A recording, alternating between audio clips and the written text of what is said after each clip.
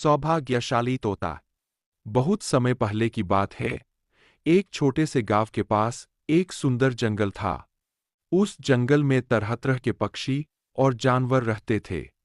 उन्हीं पक्षियों में एक अनोखा तोता भी रहता था, जिसका नाम चिरकू था। चिरकू को लोग सौभाग्यशाली तोता के नाम से जानते थे, क्योंकि जहां भी वह जाता, वहां कोई न कोई चमत्कार हो जाता या किसी की किस्मत बदल जाती। गांव के लोग मानते थे कि अगर चिरकू उनके घर आ जाए, तो उनके जीवन में सुख और समृद्धि आ जाती है। चिरकू हमेशा खुश रहता और अपनी मधुर आवाज में गाने गाता। लोग उसे फल और अनाज खिलाते और उसकी भलाई की कामना करते थे। चिरकू भी गांव के लोगों से बहुत प्यार करता था और जहां भी जाता, खुशियां बांटता।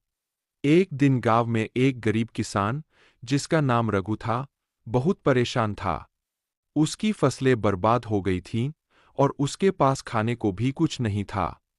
वह दिन-रात मेहनत करता, लेकिन किस्मत उसका साथ नहीं दे रही थी।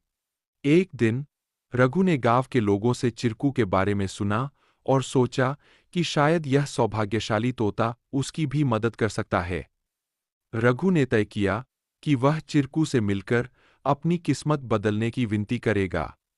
अगले दिन वह जंगल की ओर चल पड़ा और चिरकू को खोजने लगा। बहुत ढूंढने के बाद उसे चिरकू एक पेड़ की डाल पर बैठे हुए मिला। रघु ने बड़े ही आदर के साथ कहा। चिरकू ने रघु की बातें ध्यान से सुनी और उसकी आंखों में दया उमड़ आई। चिरकू ने अपनी चोंच में एक छोटी सी चमकती हुई पत्ती उठाई और रघु को देते हुए कहा, यह जादुई पत्ती है। इसे अपनी जेब में रख लो और जब तुम अपने खेत में काम करने जाओ, तो यह पत्ती तुम्हारी किस्मत बदल देगी। रघु ने धन्यवाद कहा और वह पत्ती लेकर अपने घर लौट आया। अगले दिन वह अपने खेत में काम करने के लिए गया। जैसे ही उसने खेत में जुताई शुरू की, अचानक से बारिश होने लगी। उसकी सूखी जमीन हरी भरी हो गई और थोड़े ही समय में उसकी फसलें लहलहा उठीं। रघु की मेहनत सफल हुई और उसकी किस्मत सच में बदल गई। अब रघु के पास भरपूर अनाज था और वह फिर से खुशहाल जीवन जीने लगा। उसने गांव के लोगों को चिरकू की बुद्धिमानी और उसके द्वारा दी गई जादुई पत्ती के बारे में बताया। सभी लोग चिरकू की प्रशंसा करने लगे और उसे और भी अधिक प्यार देने लगे। लेकिन चिरकू ने रघु को एक बात कही थी। याद रखना, यह पत्ती सिर्फ तुम्हारी मेहनत का साथ देगी।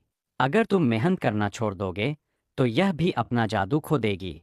रघु ने चिरकू की बात समझ ली और कड़ी मेहनत जारी रखी। धीरे धीरे उसकी स्थिति पहले से बहुत बेहतर हो गई। वह गांव के सबसे सफल किसानों में से एक बन गया, लेकिन उसने कभी यह नहीं भूला कि उसकी सफलता में चिरकू और उसकी मेहनत का कितना बड़ा हाथ था। कहानी से सीख। इस कहानी से हमें यह सीख मिलती है कि किस्मत भी उन्हीं का साथ देती है, जो खुद मेहनत करते हैं। सौभाग्य और अवसर तभी काम आते हैं, जब हम अपने प्रयासों से उन्हें सही दिशा देते हैं। Please like, share and subscribe our channel to learn